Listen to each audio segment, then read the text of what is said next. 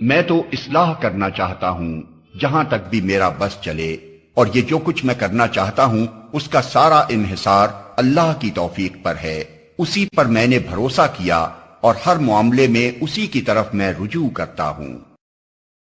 اعوذ باللہ من الشیطان الرجیم،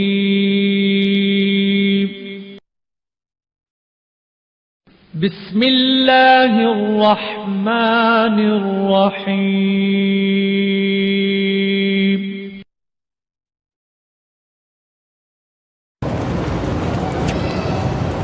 الحمد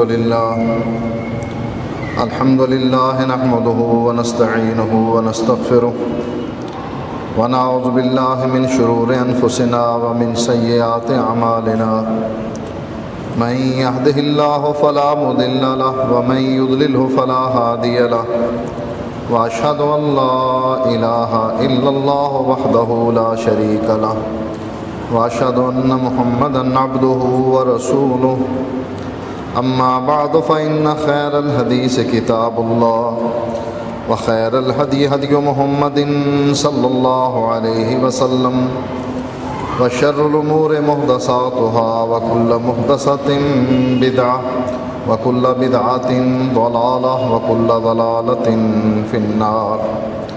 فأعوذ بالله السميع العليم من الشيطان الرجيم، بسم الله الرحمن الرحيم۔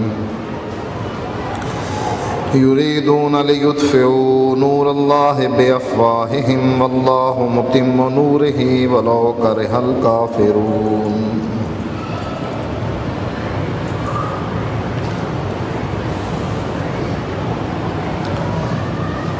اسلام کے خلاف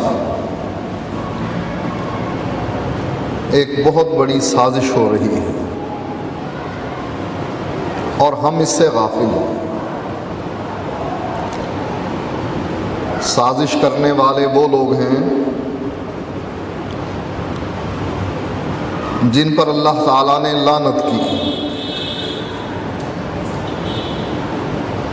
جن پر رب غضبناک ہوا، جن کی شکلوں کو بندروں اور خنزیروں کی شکلوں میں بدل دیا گیا۔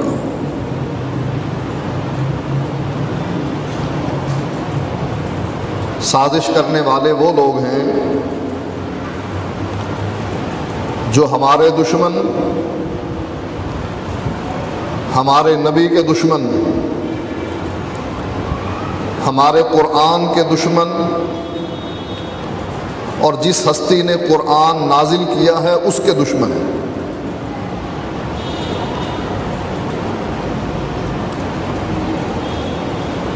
جن کے منہوں سے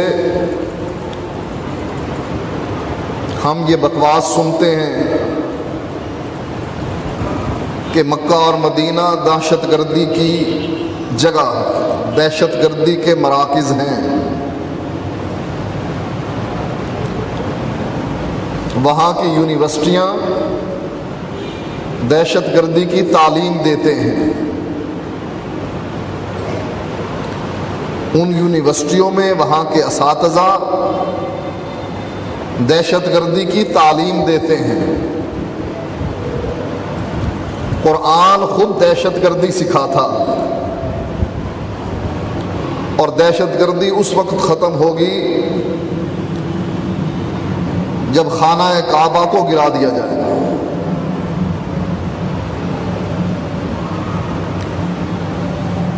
پہلے حکومتیں کہا کرتی تھیں، اس سازش میں پہلے حکومتیں شریک تھیں کہ جن کے بارے میں رب کہتا ہے یہ تمہارے دوست نہیں دشمن ہیں۔ حکومتیں ان کے ساتھ اتحاد کا درس دیتی تھیں، اتحاد بین المذاہب، کانفرنسیں اپنے اپنے ملک میں منعقد کرواتی تھیں جن میں مسلمانوں کو، عیسائیوں کو، یہودیوں کو جمع کیا جاتا تھا، اور پھر یہی بات ہماری جماعت کے بڑوں کے منہ میں ڈال دی کہ یہ مشرک نہیں، اہل کتاب عیسائی اور یہودی یہ مشرک نہیں، قبر پرست مشرک نہیں، یہ فاسق فاجر ہیں، ان کے لیے قرآن کی علیحدہ اصطلاح۔ وہ تو اللہ کا شکر ہے کہ اس نظریے کو کسی نے بھی نہ مانا۔ یہ نظریہ ویسے ہی رد کر دیا گیا جیسے مسیلمہ کذاب کی نبوت کو رد کر دیا گیا تھا۔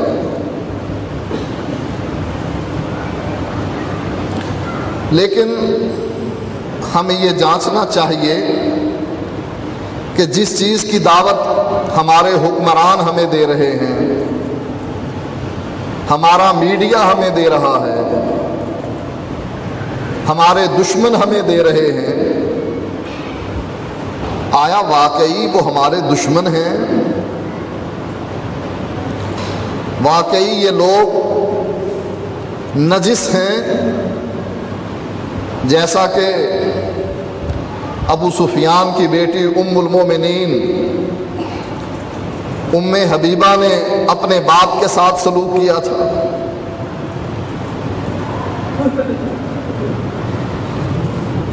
نبی اکرم صلی اللہ علیہ وآلہ وسلم نے جب مکے کے لوگوں نے صلح حدیبیہ کی خلاف ورزی کی تو اللہ کے نبی نے ان کے سامنے یہ بات رکھ دی کہ اگر تم صلح حدیبیہ کو نہیں مانتے ہو تو کہہ دو صلح حدیبیہ ٹوٹ گئی، وہ تحریر ختم ہو گئی۔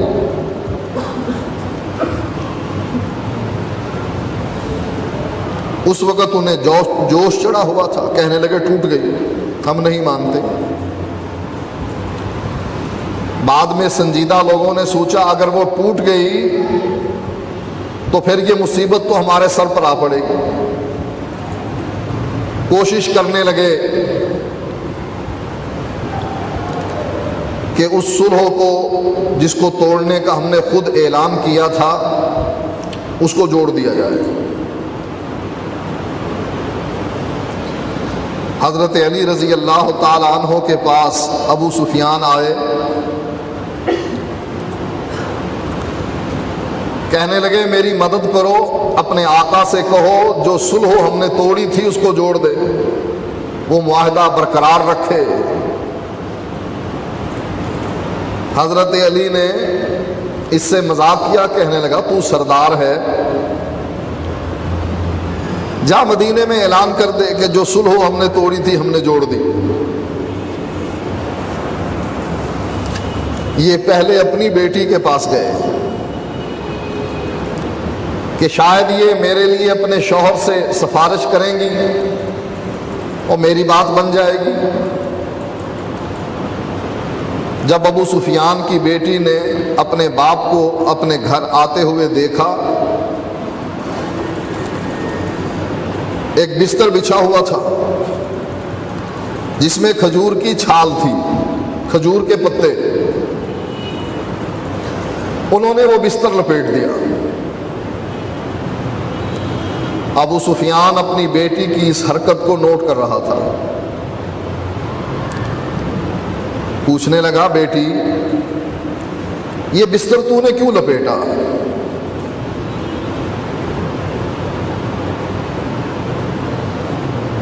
کیا یہ بستر میرے قابل نہیں، یا میں اس بستر کے قابل نہیں؟ میں اپنی قوم کا سردار ہوں اور یہ معمولی سا بستر ہے، کیا تو سمجھتی ہے کہ یہ بستر میرے قابل نہیں، کوئی اچھا بستر بچھانا چاہیے؟ یا تو سمجھتی ہے کہ میں اس بستر کے قابل نہیں، یہ بستر اونچا ہے اور میری شان نیچے ہے؟ ام حبیبہ کہنے لگی بابا صحیح بات تو یہ ہے کہ تو اس بستر کے قابل نہیں، انما المشرکون نجس، تو پلید انسان ہے اور یہ میرے نبی کا پاک بستر ہے، میں تجھے اس پر بیٹھنے کی اجازت نہیں دیتا۔ کہاں وہ یہ خیال کر کے آیا تھا کہ بیٹی میری سفارش کرے گی، اور کہاں بیٹی نے یہ سلوک کیا کہ بستر ہی لپیٹ دیا، گھر سے نکل گیا۔ حضرت علی سے جا کر کہا، حضرت علی نے مذاق کیا، اس نے صحیح سمجھا، اعلان کر دیا، مکے واپس چلا گیا۔ لوگوں نے پوچھا تو صلح کی تجدید کے لیے گیا تھا، کیا بنا؟ کہنے لگا میں کر آیا صلح کی تجدید۔ کہا کیسے کی، کون کون شریک ہوا؟ کہا شریک تو کوئی بھی نہیں ہوا، میں علی سے ملا تھا، علی نے کہا تھا جاؤ اعلان کر دو تم سردار ہو، تمہاری بات کو کون رد کر سکتا؟ لوگوں نے کہا علی نے تجھ کو بے وقوف بنایا۔ صلح کی تجدید ایسے ہوتی ہے، صلح کی تجدید میں فریقین شامل ہوتے ہیں تو تجدید ہوتی ہے، ورنہ جیسے فریقین کی عدم موجودگی میں صلح نامہ نہیں لکھا جا سکتا، ایسے تجدید بھی نہیں ہو سکتی۔ وہ جن کا شرک عیاں ہے، آج اسلام کے خلاف سازش کیا ہو رہی ہے؟ وہ جن کا شرک عیاں ہے ان کو کہا جا رہا ہے تم ہمارے بھائی ہو، ہم میں اور تم میں کوئی فرق نہیں، ہم تم ایک ہیں۔ ہمارا دشمن کون ہے؟ ہندو بنیا،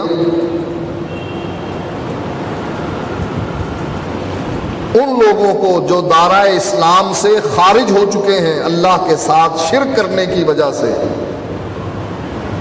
اب حکومتیں اتحاد بین المسالک کے نام پر ان کے اندر جوڑ پیدا کر رہی ہیں کہ عقیدے کو ایک طرف رکھو۔ عقیدہ، یہ مولوی یہاں تک پہنچ گئے، کہنے لگے یہ توحید و سنت کی باتیں پرانی باتیں ہو گئی، اس کو چھوڑ دو، اب نیا دور آیا جس میں اتحاد اور اتفاق ہونا چاہیے، ہم سب ایک۔ یہ پرانی بوسیدہ باتیں ہیں کہ جو توحید کو نہیں مانتا وہ مشرک ہے، جو سنت کو نہیں مانتا وہ بدعتی ہے، اس کا راستہ صراط مستقیم نہیں۔ جو محمد الرسول اللہ صلی اللہ علیہ وآلہ وسلم کی اتباع نہیں کرتا، یہ پرانی دقیانوس باتیں ہیں۔ پہلے اس پر مناظرے بھی ہوتے رہے، تقریریں بھی ہوتی رہیں، کتابیں بھی لکھی جاتی رہیں۔ اب دور کس چیز کا ہے؟ اتحاد اور اتفاق۔ قرآن اس اتحاد کو رد کرتا، قرآن ان دوستوں کو دشمن قرار دیتا، مسلمانوں کا بھی دشمن، نبی کا بھی دشمن اور اللہ کا بھی دشمن۔ اللہ تعالیٰ قرآن مجید میں ارشاد فرماتا ہے یا ایھا الذین آمنوا لا تتخذوا الیہود والنصارى اولیاء۔ اتحاد بین المذاہب کی تعلیم دینے والوں، قرآن کا واضح حکم کیا ہے؟ اے ایمان والو، یہودیوں اور عیسائیوں کو دوست نہ بناؤ، بعضهم اولیاء بعض۔ ہاں یہودی اور عیسائی یہ آپس میں دوست بن سکتے ہیں، لیکن مسلمان اور یہودی اور عیسائی دوست نہیں بن سکتے۔ آج یہودی اور عیسائی مسلمانوں کے خلاف متحد ہیں، اس لیے اللہ نے کہا بعضهم اولیاء بعض، بعض یہودی بعض عیسائیوں کے دوست بن سکتے ہیں لیکن مسلمان کے دوست نہیں بن سکتے۔ وَمَن يَتَوَلَّهُم مِّنكُمْ فَإِنَّهُ مِنْهُمْ، اور جو ان یہودیوں عیسائیوں سے دوستی قائم کرے گا فَإِنَّهُ مِنْهُمْ، یہ بھی یہودیوں اور عیسائیوں جیسا۔ مسلمانوں کے ساتھ اس کا کوئی تعلق نہیں، چاہے یہ کلمہ گو ہے۔ اگر اس کی دوستی اتحاد بین المذاہب کی وجہ سے کسی یہودی اور عیسائی سے ہو جاتی ہے، یہ یہودی اور عیسائی ہے، مسلمان نہیں۔ فَإِنَّهُ مِنْهُمْ،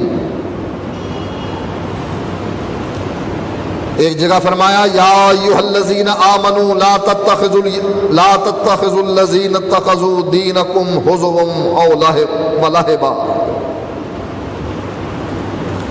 اے ایمان والو ان لوگوں کو اپنا دوست نہ بناؤ، اتخذوا دینکم ہزوا ولعبا، جنہوں نے تمہارے دین کو ٹھٹھا مذاق بنا رکھا۔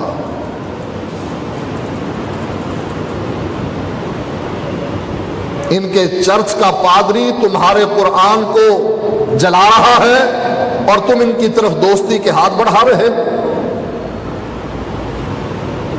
کسی مسلمان حکمران کو یہ توفیق نصیب نہیں ہوئی کہ یہ جمہوری طور پر ہی اپنا سفیر واپس بلا لے، سفارتی تعلقات منقطع کر دے، ان کا معاشی بائیکاٹ کر دے، تجارتی لین دین بند کر دے۔ کسی مسلمان حکمران کو اتنی بھی توفیق نہیں ہوئی۔ کن سے؟ جن لوگوں نے ہمارے قرآن کو جلایا، جن لوگوں نے ہمارے نبی کے خاکے شائع کیے، کسی مسلمان حکمران نے اس کافر حکومت کا بائیکاٹ نہیں کیا۔ فرمایا من الذین اوتوا الکتاب من قبلکم، یہ کون لوگ ہیں جو تمہارے دشمن ہیں، جنہوں نے تمہارے دین کو ٹھٹھا اور مذاق بنا رکھا ہے کہ تمہاری عورتیں ان کے ممالک میں پردہ تک نہیں کر سکتی ہیں، نقاب نہیں اوڑھ سکتی ہیں، ان کو اداروں میں پڑھنے کی اجازت نہیں جو لڑکی نقاب پہن کر اوڑھ کر ایسے یونیورسٹیوں یا ایسے سکولوں میں جاتی ہیں۔ جن لوگوں نے تمہارے دین کو ٹھٹھا مذاق بنا رکھا ہے وہ کون لوگ ہیں؟ وہ لوگ ہیں جن کو تم سے پہلے تورات دی گئی، انجیل دی گئی۔ والکفار، تمہارے دین کو ٹھٹھا مذاق بنانے والے وہ کافر ہیں۔ تم کیا کرو؟ ان کو دوست نہ بناؤ۔ واتقوا اللہ، اللہ سے ڈرو۔ ان کنتم مؤمنین، اگر تمہارے اندر ایمان کی رتی بھی باقی ہے، اگر تم ایماندار ہو، اللہ سے ڈرو۔ تم یہ کر کیا رہے ہو؟ کسی کافر کو، کسی یہودی اور عیسائی کو جن کو اللہ نے کتاب دے رکھی ہے ان کو دوست نہ بناؤ۔ کیوں؟ یہ تمہارے دین کے ساتھ ٹھٹھا مذاق کرتے ہیں۔ پھر انجام بتلایا کہ جو لوگ یہ کام کریں گے ان کا انجام کیا ہے۔ فرمایا لا يتخذ المؤمنون الکافرین اولیاء من دون المؤمنین، مومنوں کو چھوڑ کر کافروں کو اپنا دوست نہ بنانا۔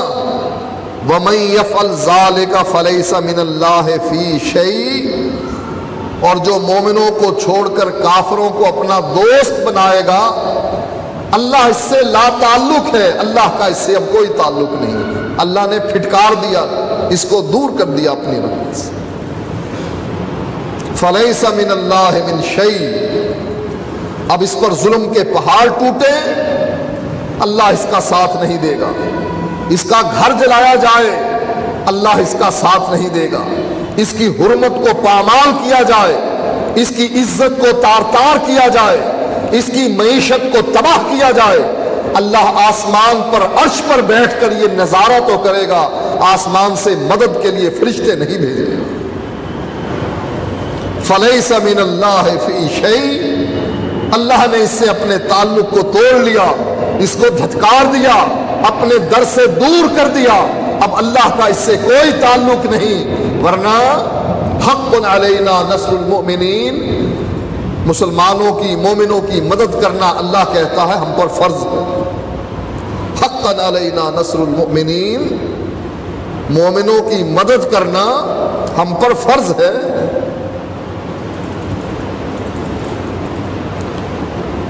اللہ یہاں ان لوگوں کو اپنا دشمن قرار دیتا، فرمایا یا ایھا الذین آمنوا لا تتخذوا عدوی وعدوکم اولیاء،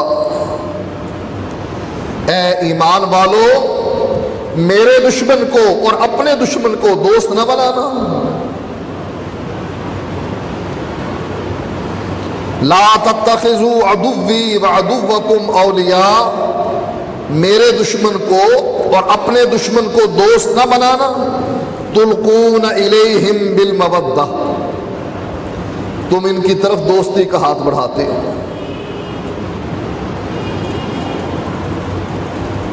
تم ان سے بھیک مانگتے ہو، تم ان کے آگے بچھے جاتے ہو. تلقون الیہم بالمودہ، تم ان کی طرف دوستی کا ہاتھ بڑھاتے ہو. وَقَدْ كَفَرُوا بِمَا جَاءَكُم مِّنَ الْحَقِّ، لیکن یہ ایسے بدبخت ہیں کہ ان کے پاس حق پہنچ گیا. یہ جانتے ہیں کہ یہ آنے والا نبی سچا نبی ہے، یہ قرآن سچی کتاب ہے. اس کے باوجود وقد کفروا، اس قرآن کا انکار کر دیتے ہیں، اس نبی کو ماننے کے لیے تیار نہیں ہوتے. یہ کون ہیں؟ یہ تمہارے دشمن بھی ہیں، میرے دشمن بھی ہیں. چلو یہ بات تو سمجھ آتی ہے کہ یہ یہودی اور عیسائی مسلمانوں کے دشمن ہیں، اس لیے کہ آخری نبی اسحاق علیہ السلام کی نسل سے نہیں آئے، یہ دشمن بن گئے. لیکن اللہ سے دشمنی کی کیا وجہ ہے، کیا سبب ہے؟ اللہ پر تو ان کا ایمان ہونا چاہیے نا. نبی سے دشمنی، قرآن سے دشمنی اتنی بڑی، آخرکار یہ اللہ کے بھی دشمن بن گئے. اصل کیا چیز تھی؟ نبی سے دشمنی، قرآن سے دشمنی، نبی کا انکار، قرآن کا انکار. اور یہ سبب بن گیا جب یہ دشمنی میں آگے بڑھ گئے، کہا اچھا جس نے یہ قرآن بھیجا ہے وہ بھی ہمارا دشمن، جس نے اس نبی کو بھیجا ہے وہ بھی ہمارا دشمن. اسی لیے اللہ تعالیٰ نے فرمایا من کان عدو للہ،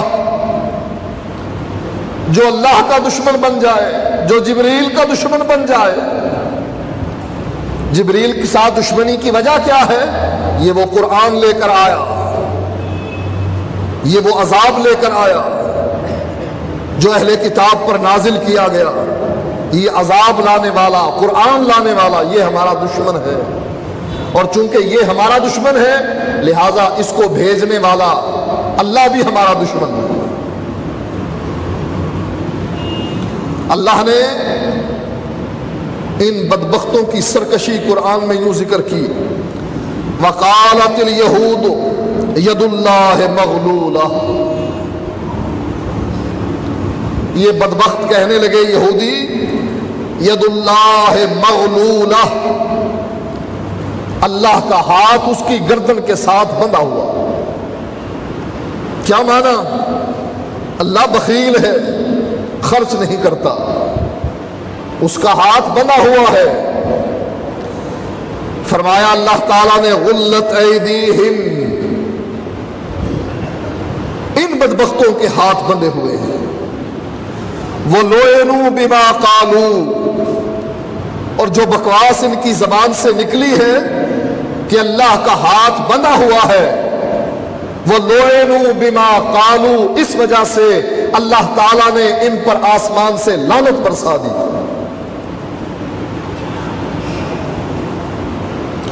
بل یداہ مبسوطتان، اللہ فرماتا ہے میرے ہاتھ تو کھلے ہوئے ہیں، ينفق کیف یشاء، میں جیسے چاہتا ہوں خرچ کرتا ہوں.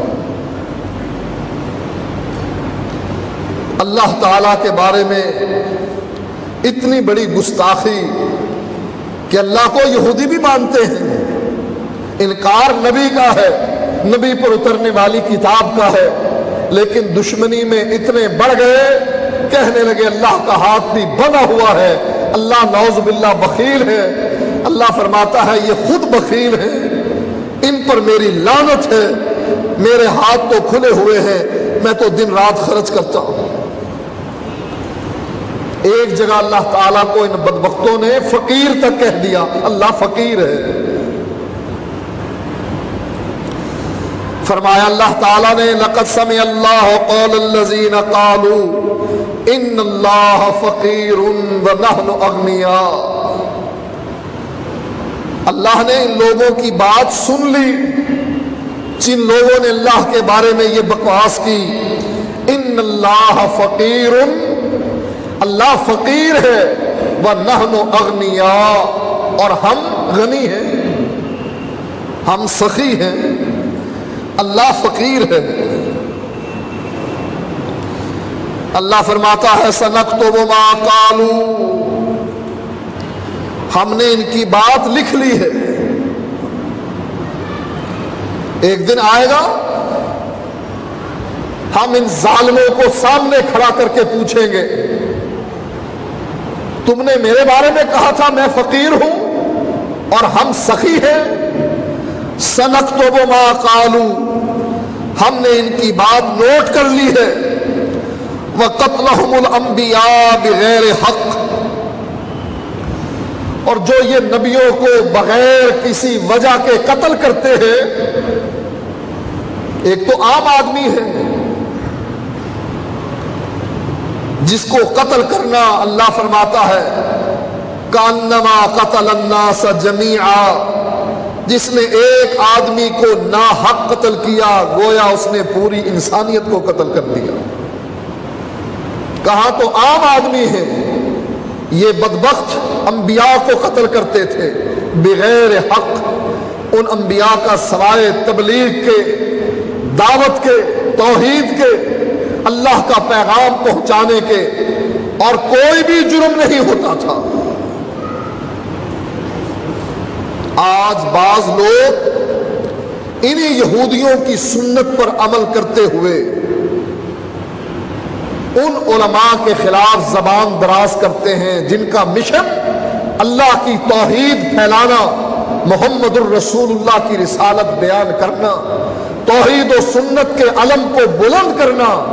آج بعض لوگ انہی یہودیوں کی سنت پر عمل کرتے ہوئے ایسے علماء کے خلاف محاذ بنا رہے ہیں کہ کسی طریقے سے یہ آواز بند کروا دی جائے۔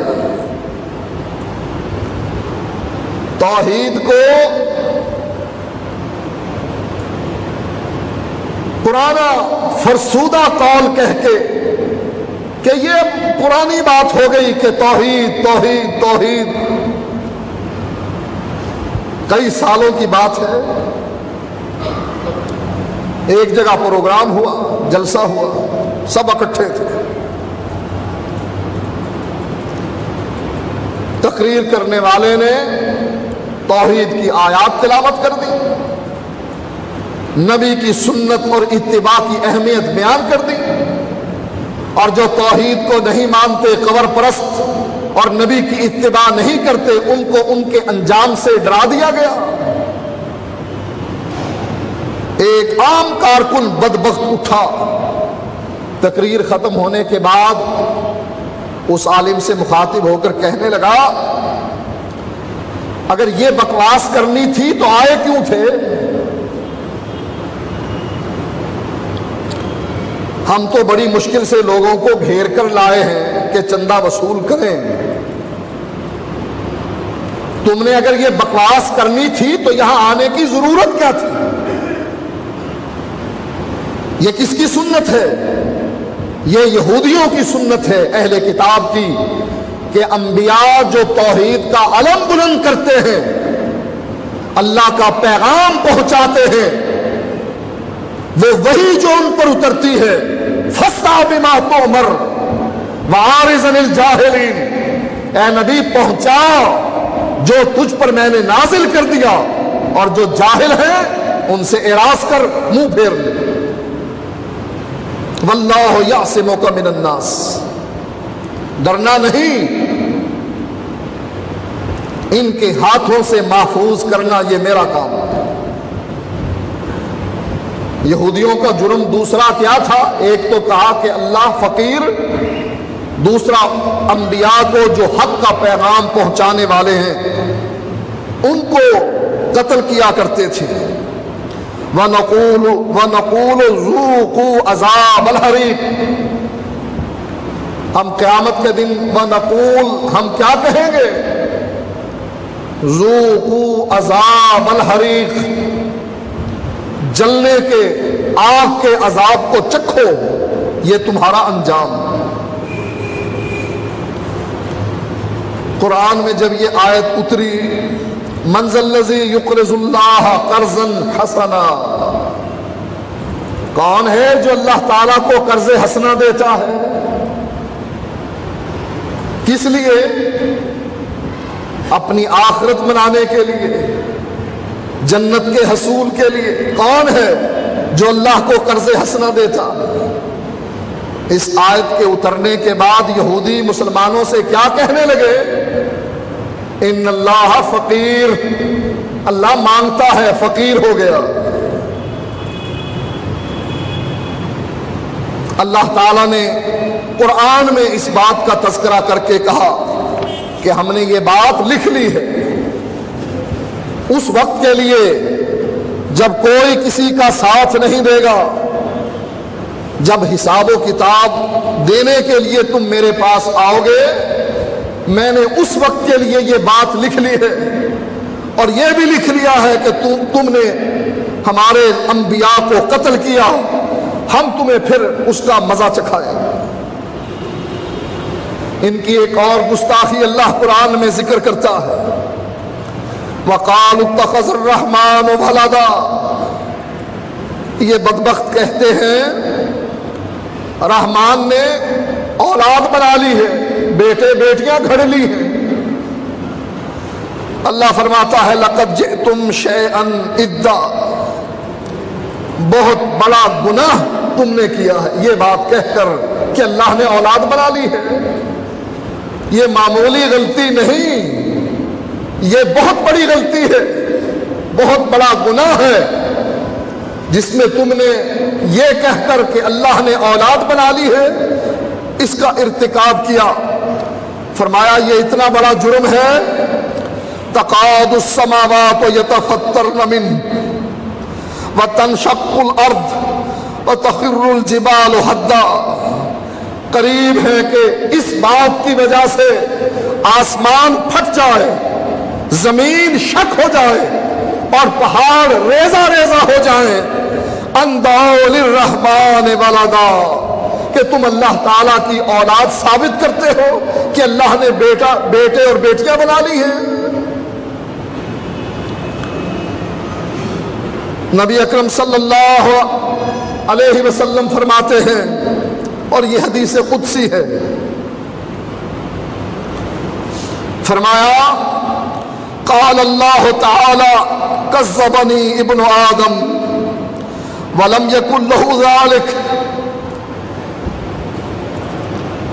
اللہ یہ فرماتا ہے کہ آدم کے بیٹے نے مجھے جھٹلا دیا، میری تکذیب کر دی، اور اس کے لیے یہ روا کہ وہ میری تکذیب کرتا۔ وشتمنی، آدم کا بیٹا مجھے گالیاں نکالتا ہے، ولم یکن لہ ذالک، اور آدم کے بیٹے کے لیے یہ روا نہ تھا کہ وہ مجھے گالیاں نکالتا۔ فرمایا فاما تکذیبہ ایایا فقولہ لن یعیدنی کما بدانی، اس کا تکذیب کرنا، اس کا مجھے جھٹلانا، اس کی یہ بات کہ اللہ مجھے دوبارہ زندہ نہیں کرے گا جیسے اس نے مجھے پہلے پیدا کیا، یہ اس کی بات میری تکذیب ہے۔ وَلَيْسَ أَوَّلُ الْخَلْقِ بِأَهْوَنَ عَلَيَّ مِنْ عِيَادَتِهِ، حالانکہ اس کو دوبارہ پیدا کرنا میرے لیے کوئی مشکل نہیں، جب میں نے اس کو اس حال میں پیدا کیا، هَلْ أَتَىٰ عَلَى الْإِنسَانِ حِینٌ مِّنَ الدَّهْرِ، جب اس پر ایک ایسا وقت بھی آیا کہ اس کا نام و نشان نہیں تھا، میں نے پانی کے قطرے سے اس کو پیدا کر دکھایا۔ اس کا میری تکذیب کرنا، اس کا یہ قول ہے، یہ کہنا کہ اللہ مجھے دوبارہ پیدا نہیں کرے گا، حالانکہ دوبارہ پیدا کرنا میرے لیے کوئی مشکل نہیں. مشکل ہوتا تو پہلی دفعہ پیدا کرنا مشکل ہوتا کہ پہلے تو میٹیریل ہی نہیں تھا. اب تو میٹیریل سارا موجود ہے، مٹی کے اندر ذرات موجود ہیں. وَأَمَّا شَتَمُهُ إِيَّايَ فَقَوْلُهُ اتَّخَذَ اللَّهُ وَلَدًا. اور اس کا مجھے گالی نکالنا، اس کا یہ کہنا کہ اللہ تعالیٰ نے اولاد بنا رکھی ہے، یہ مجھے اس صورت میں گالی نکالتا. یہ گالیاں اللہ کو کس نے دی؟ اللہ قرآن میں بیان کرتا ہے، قالت اليہود عزیر ابن اللہ وقالت النصارى المسیح ابن اللہ. یہ گالیاں کس نے دی اللہ کو؟ جن کے ساتھ ہمیں دوستی کا درس دیا جا رہا کہ یہ مشرک نہیں، یہ فاسق فاجر ہے. اہل کتاب سے دوستی کا ہاتھ بڑھاؤ، اتحاد بین المذاہب قائم کرو. کن سے دوستی کا ہاتھ بڑھاؤ؟ جو اللہ کو اس صورت میں گالیاں نکالتے ہیں. یہودی کہنے لگے عزیر ابن اللہ، عزیر اللہ کا بیٹا. وقالت النصارى المسیح ابن اللہ، عیسائی کہنے لگے مسیح اللہ کا بیٹا. اللہ ان دونوں کا جواب دیتے ہوئے فرماتا ہے قاتلہم اللہ، اللہ ان دونوں کو ہلاک کرے، یہودیوں کو بھی عیسائیوں کو بھی.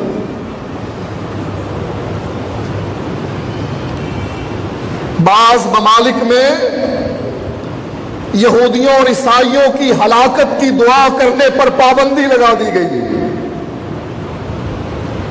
بعض ممالک میں قرآن کی ان آیات کی تلاوت پر پابندی لگا دی گئی جس میں ان کی مذمت بیان کی گئی،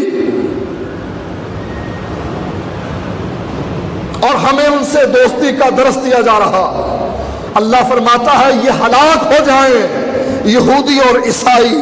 انا یؤفکون، انہیں عقل کیوں نہیں آتی؟ فرمایا اللہ تعالیٰ نے لقد کفر الذین قالوا ان اللہ هو المسیح ابن مریم. البتہ کفر کیا ان لوگوں نے یہ بات کہہ کر کہ اللہ کون ہے، مسیح کی صورت میں آیا ہے. اور ان کی جیسی بات ہمارے کلمہ گو مسلمان کہتے ہیں. محمد میم کی مروڑی میں آیا ہے، محمد میم کا پردہ پہن کر آیا ہے. محمد اصل میں کیا ہے؟ وہ احد ہے. میم کی مروڑی درمیان میں لگا کر اس کو محمد بنا دیا گیا. اگر میم نکال دیا جائے احد بچتا ہے، لہذا یہ میم کے پردے میں آیا ہے وہی.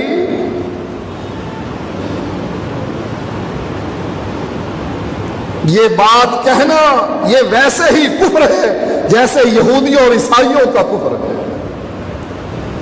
اور ان لوگوں کو اپنا بھائی قرار دے کر یہ کہنا کوئی فرق نہیں ہم میں، ہم ملت اسلامیہ میں ایک جیسے ہیں، یہ کہنا ویسے ہی کفر ہے جیسے یہودیوں اور عیسائیوں کا کفر ہے. جو غیر اللہ کی پوجا کرتا ہے، غیر اللہ کی عبادت کرتا ہے، وہ دائرہ اسلام سے ایسے ہی خارج ہے جیسے ابو جہل اور ابو لہب خارج. اتنا بڑا جرم کہ آج عقیدے کی بات کہنا جرم بن جائے، آج توحید بیان کرنا جرم بن جائے. اس سرزمین پر جس سرزمین کو حاصل کیا گیا، پاکستان کا مطلب کیا؟ لا الہ الا اللہ. اتنا بڑا ظلم کہ آج قبر پرستوں کو اپنا بھائی قرار دے کر اور جو توحید کو بیان کرے اس کے بارے میں کیا فتویٰ لگے، یہ تکفیری ہے. تکفیری، تکفیری کا معنی کیا ہے؟ جو اللہ کو کافر کہے. تکفیری کا معنی یہ ہے جو لوگوں کو کافر قرار دے وہ تکفیری. لہذا تم قبر پرستوں کو کافر کہتے ہو، لہذا تم بھی تکفیری. پھر کیا حکم لگے گا اللہ کی ذات پر؟ اللہ کہتا ہے لقد کفر الذین قالوا، یہ اللہ کفر کا فتویٰ لگاتا ہے کن پر؟ جو یہ کہہ رہے ہیں المسیح ابن اللہ، جو اللہ مسیح اللہ کا بیٹا ہے یا اللہ مسیح کی صورت میں آیا ہے. اللہ بھی تکفیری اور پھر قرآن بھی تکفیری، نبی بھی تکفیری. کفر کا اسی لیے تو یہ کہتے ہیں نا یہودی اور عیسائی، جب تک مسلمانوں کے پاس قرآن ہے دہشت گردی پھیلے گی. یہ یہودیوں اور عیسائیوں پر حملے کریں گے، یہ یہودیوں اور عیسائیوں کے دوست نہیں بنیں گے. کیوں؟ اس لیے کہ قرآن اس دہشت گردی کی تعلیم دیتا، اور یہ حق ہے، یہ سچ ہے کہنا کہ قرآن یہی تعلیم دیتا ہے. یہودی اور عیسائی ہمارے دشمن ہیں، دوست نہیں. وَلَن تَرْضَىٰ عَنْكَ الْيَهُودُ وَلَا النَّصَارَىٰ، اے نبی نہ کوئی یہودی تیرا دوست بن سکتا ہے نہ عیسائی بن سکتا ہے، حَتَّىٰ تَتَّبِعَ مِلَّتَهُمْ، جب تک کہ تو عیسائی اور یہودی نہیں بن جاتا. ان کا کہنا سچ ہے، قرآن یہی تعلیم دیتا. اور اگر یہ دہشت گردی ہے، ہم سب دہشت گرد ہیں. قرآن کی یہ تعلیم اگر دہشت گردی ہے، ہم سب دہشت گرد ہیں. اور فرمایا نبی اکرم صلی اللہ علیہ وآلہ وسلم نے، اور فرمایا بھی کس موقع پر؟ جب اللہ کے نبی اس دنیا سے جا رہے تھے، دنیا کی زندگی ختم ہو رہی تھی، بستر مرگ پر لیٹے ہوئے تھے، چہرے پر چادر اوڑھ رکھی تھی. گھبراہٹ کی وجہ سے اللہ کے نبی نے اپنی چادر کو چہرے سے علیحدہ کہا، علیحدہ کر کے فرمایا لعن اللہ الیہود والنصارى، اللہ لعنت کرے یہودیوں پر اور عیسائیوں پر. کیوں؟ انہوں نے مسلمانوں کی کوئی بھینس چوری کی، زمین پر قبضہ کیا؟ نہیں. جرم کیا ہے؟ اتخذوا قبور انبیائہم مساجدا، ان لوگوں نے شرک کی بنیاد رکھ دی، اپنے نبیوں کی قبروں پر جھک گئے. جو اپنے نبی کی قبر پر جھکے، اللہ کے نبی اس کو ملعون کہیں. یہ دہشت گردی نہیں؟ نبی کی قبر پر جھکنا یہ لعنت کا کام ہے. اور بزرگوں کی قبر پر جھکنا، سجدے کرنا، ان سے منتیں ماننا، چڑھاوے چڑھانا اسلام ہے؟ لعنت ہے ایسے اسلام پر. اسلام کیا ہے؟ لا الہ الا اللہ، کوئی نہیں اللہ کے علاوہ، سارے محتاج، سارے فقیر، سارے ذلیل، عزت والا ایک اللہ، یا جس کو وہ اللہ عزت دے وہ عزت والا. نبی عزت والا، نبی کے ماننے والے عزت والے. یہ عزت کون دے رہا ہے؟ اللہ دے رہا ہے. نبی اکرم صلی اللہ علیہ وآلہ وسلم اللہ کی یہ بات نقل کر کے فرماتے ہیں وَأَنَا الْأَحَدُ الصَّمَدُ،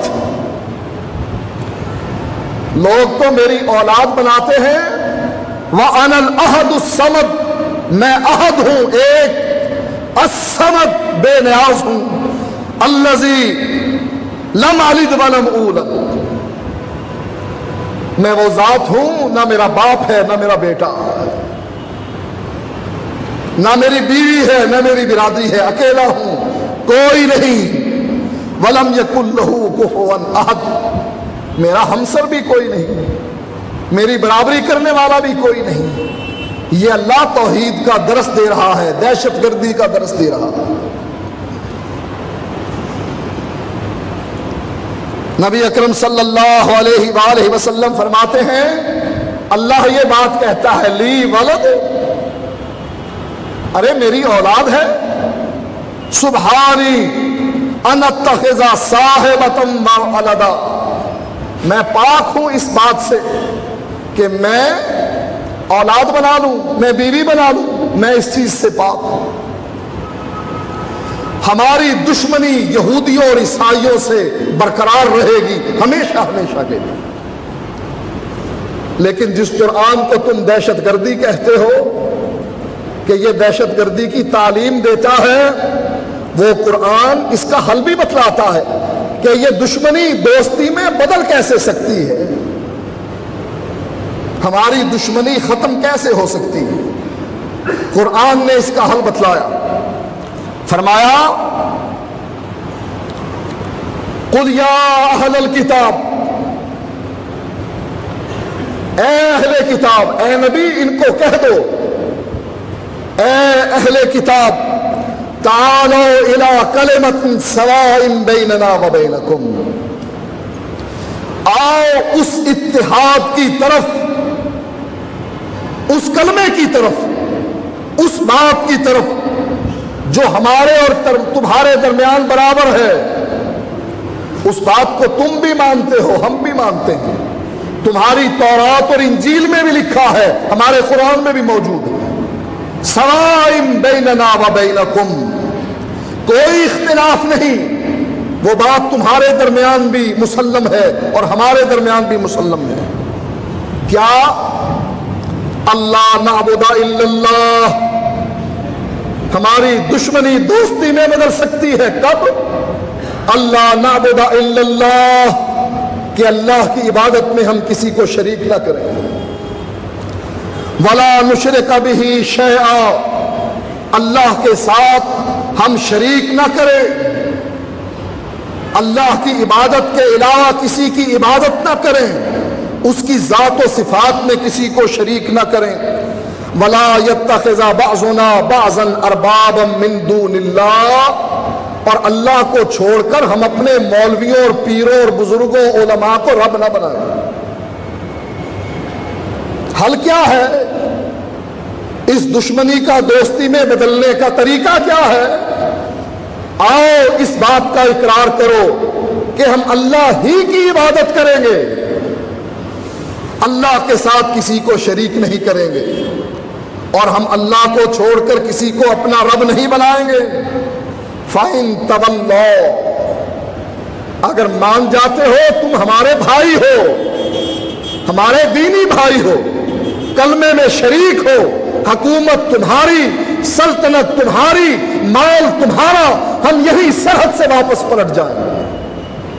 فَإِن تَوَلَّوْا، اور اگر تم اس بات کو مانتے نہیں، فَقُولُوا اشْهَدُوا بِأَنَّا مُسْلِمُونَ، پھر اس بات کی گواہی دینا کہ ہم تو مسلمان ہیں، تم کافر ہو، ہم اللہ کی عبادت کرنے والے اور تم غیر اللہ کو پوجنے والے، ہم اللہ وحدہ لا شریک کو ماننے والے اور تم اس کے ساتھ اپنے نبیوں کو شریک کرنے والے،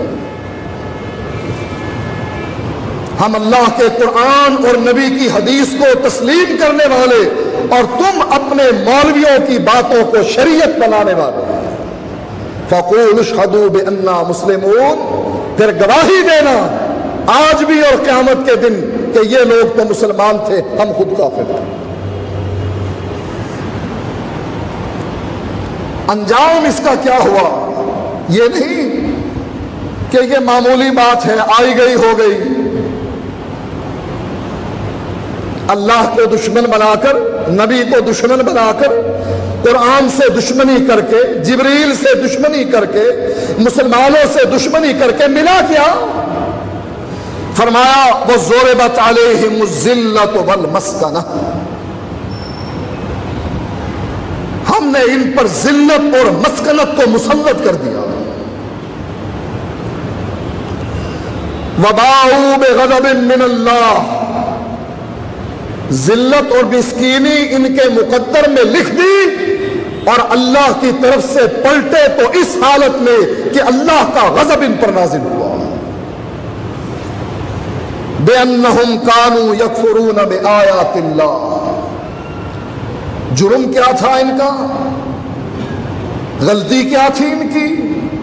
فرمایا یکفرون بآیات اللہ پہلا جرم تو یہ تھا کہ اللہ کی آیات کا انکار کر دیتے تھے. وَيَقْتُلُونَ النَّبِيِّينَ بِغَيْرِ حَقٍّ، اور انبیاء کو قتل کرتے تھے بغیر الحق، نا حق. ذَلِكَ بِمَا عَصَوْا وَكَانُوا يَعْتَدُونَ، اور یہ لوگ نافرمان بھی تھے اور زیادتی کرنے والے بھی تھے.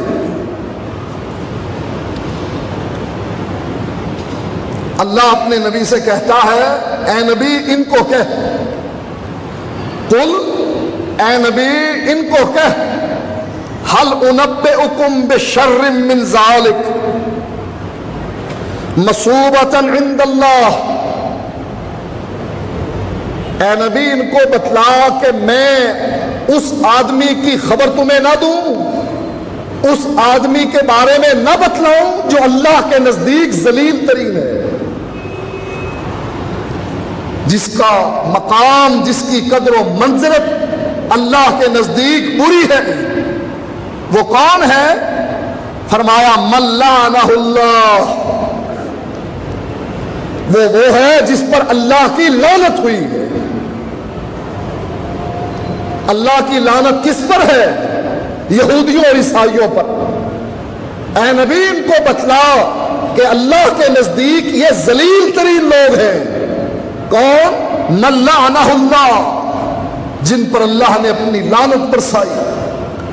وغضب علیہم، اور اللہ جن پر غضبناک ہوا. اور ان کی ایک نشانی یہ بتلائی وَجَعَلَ مِنْهُمُ الْقِرَدَةَ وَالْخَنَازِيرَ، اللہ نے ان کی شکلوں کو بدل کر بندروں اور خنزیروں کی شکلوں میں کر دیا. کون تھے جن کو بندروں اور خنزیروں میں بدلا گیا؟ وہی جن سے دوستی کا ہاتھ بڑھانے کے لیے لوگ ہمیں کہتے ہیں آؤ یہ مشرک نہیں، آؤ یہ فاسق فاجر. اتحاد بین المذاہب کی جو تعلیم ہماری حکومتیں، ساری مسلمان حکومتیں دیتی ہیں، جن پر اللہ کا غضب اور لعنت ہوئی، ان کا ساتھ دینے کا ہمیں حکم دیا جا رہا ہے، ترغیب دی جا رہی. اور ان سب کا مقصد کیا ہے؟ یہودیوں کا، عیسائیوں کا، کفار کا اصل مقصد کیا ہے؟ اللہ قرآن کی اس آیت میں بیان کرتا ہے یریدون لیطفئوا نور اللہ بافواہہم. ساری طاقتوں کا، طاغوتوں کا، عیسائیوں، یہودیوں اور کافروں کا ایک ہی مقصد ہے، یریدون لیطفئوا نور اللہ بافواہہم. یہ چاہتے ہیں کہ اللہ کے نور، کتاب کو بجھا دیں، جلا دیں، مٹا دیں، بدل دیں، تحریف کر دیں. کیوں جلایا جاتا ہے قرآن کو؟ اسی لیے کہ اگر قرآن رہا مسلمانوں کے اندر توحید رہے گی، توحید رہی تو اسامہ بن لادن پیدا ہوگا، وہابی. کیا کیا جائے؟ اس کا حل کیا ہے؟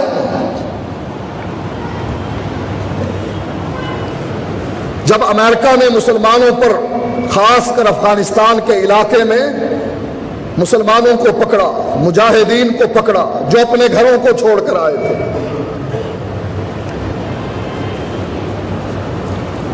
جنہوں نے یہودیوں اور عیسائیوں کے خلاف لڑنے کا فیصلہ کیا تھا، جس کو پکڑتے پوچھتے تعلیم کہاں سے حاصل کی؟ کہتے جامعہ اسلامیہ مدینہ المنورہ سے کی. دوسرے سے پوچھتے کہاں سے پڑھے ہو؟ کہا ام القری مکہ المکرمہ میں پڑھے ہیں. تیسرے سے پوچھتے تم نے تعلیم کہاں سے حاصل کی؟ کہا جامعہ امام الریاض سعودیہ میں حاصل کی. جس کو پوچھیں کوئی مکے کا پڑھا، کوئی مدینے کا پڑھا، جامعہ اسلامیہ اور ام القری کا پڑھا، کوئی جامعۃ الامام کا پڑھا. سوچا وہاں تعلیم کس چیز کی دی جاتی ہے؟ اپنے بندے بھیجے سعودی عرب میں، ریاض میں آ کر یونیورسٹیوں کا انہوں نے سلیبس چیک کیا. اس میں کیا تھا؟ اللہ کا قرآن، اس کی تفسیر، نبی کی حدیث، اس کی شرح.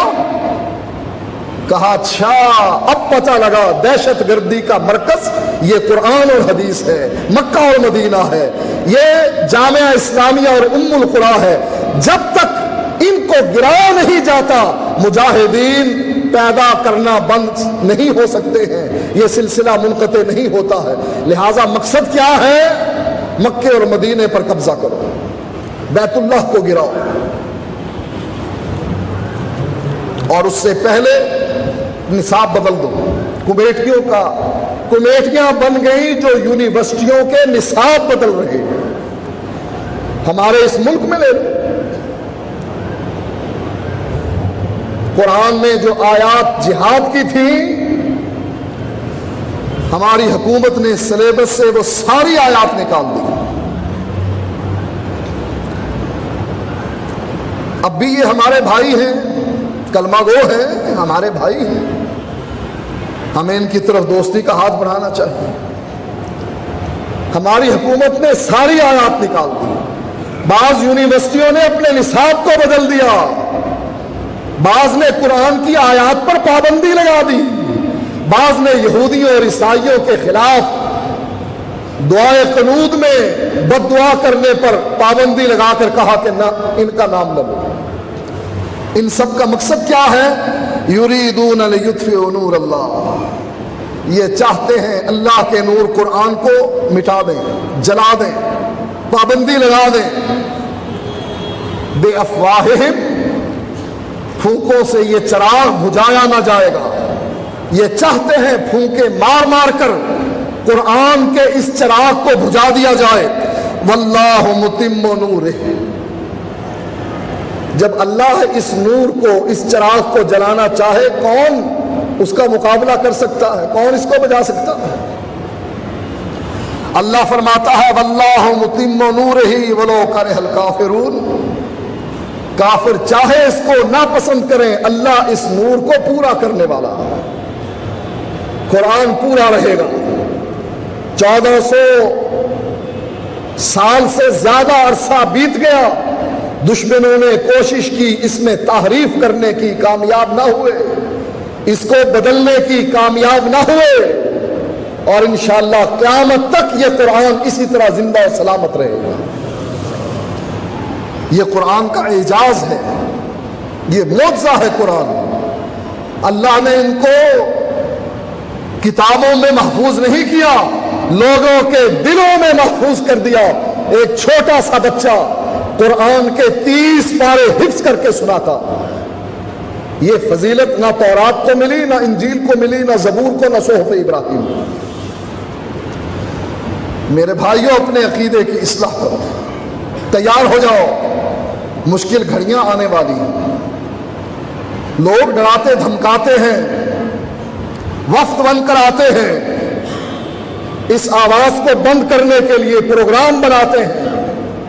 تیار ہو جاؤ خون دینے کے لیے، لڑنے اور مرنے کے لیے، قرآن کی حفاظت کے لیے، نبی کی عظمت کے لیے، اللہ کی کبریائی کے لیے، اسلام کو پھیلانے کے لیے. تیار ہو جاؤ، یہ خس و خاشاک کی طرح بہ جائے.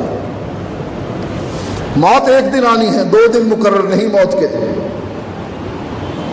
کسی نے کسی سے کہا تھا کہ پہرے دار کیوں نہیں رکھتے ہو، گن مین کیوں نہیں رکھتے ہو؟